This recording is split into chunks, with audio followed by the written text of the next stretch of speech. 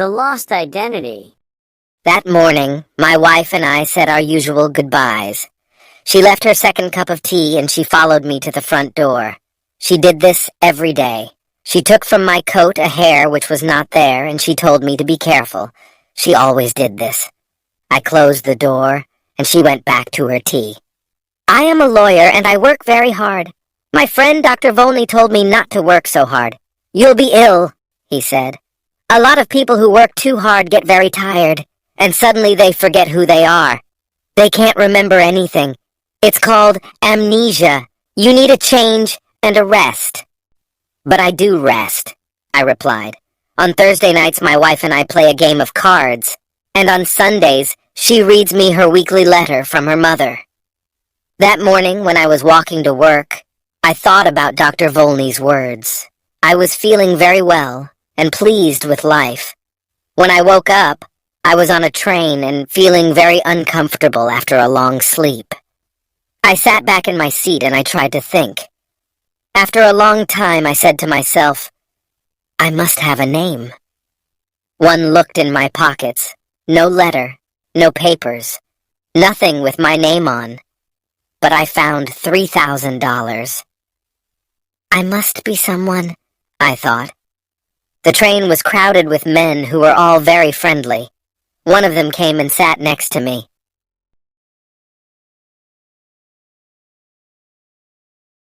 Hi, my name's R.P. Boulder.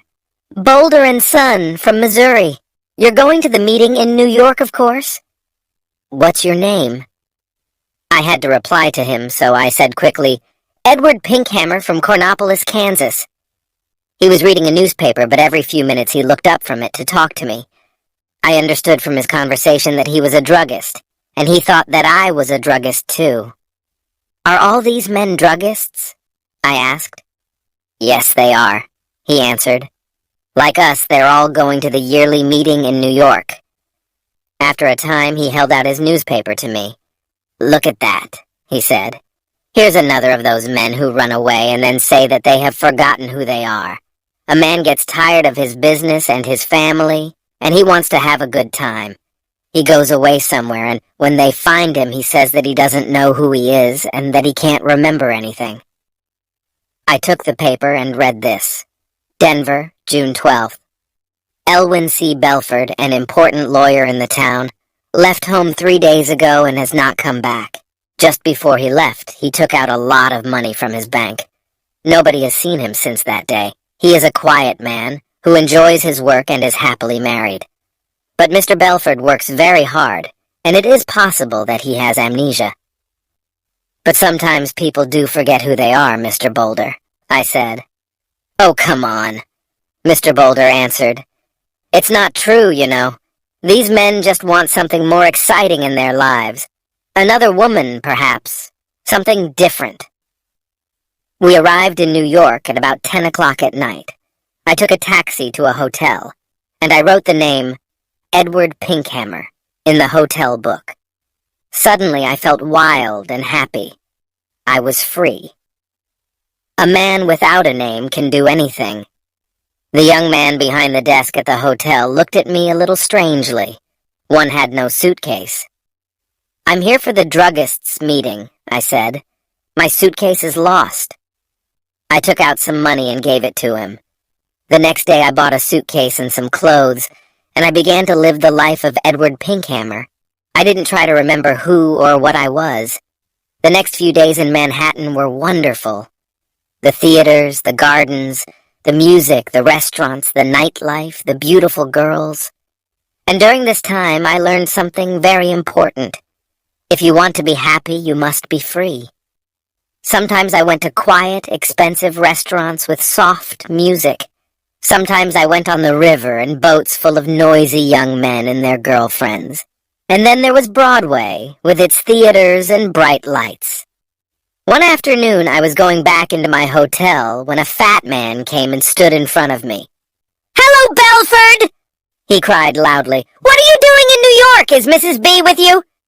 "I'm sorry, but you're making a mistake, sir," I said coldly. "My name is Pinkhammer. Please excuse me." The man moved away, in surprise, and I walked over to the desk. Behind me, the man said something about a telephone. "Give me my bill," I said to the man behind the desk, "and bring down my suitcase in half an hour." That afternoon, I moved to a quiet little hotel on Fifth Avenue. One afternoon, in one of my favorite restaurants on Broadway, I was going to my table when somebody pulled my arm. "Mr. Belford!" a sweet voice cried. I turned quickly and saw a woman who was sitting alone. She was about 30, and she had very beautiful eyes. "How can you walk past me like that?" she said. "Didn't you know me?" I sat down at her table. Her hair was a beautiful red gold color. "Are you sure you know me?" I asked. "No," she smiled. "I never really knew you." "Well, my name is Edward Pinkhammer," I said, "and I'm from Kansas." "So you haven't brought Mrs. Belford with you, then?" she said, and she laughed. "You haven't changed much in 15 years, Elwyn." Her wonderful eyes looked carefully at my face. "No," she said quietly. "You haven't forgotten. I told you that you could never forget."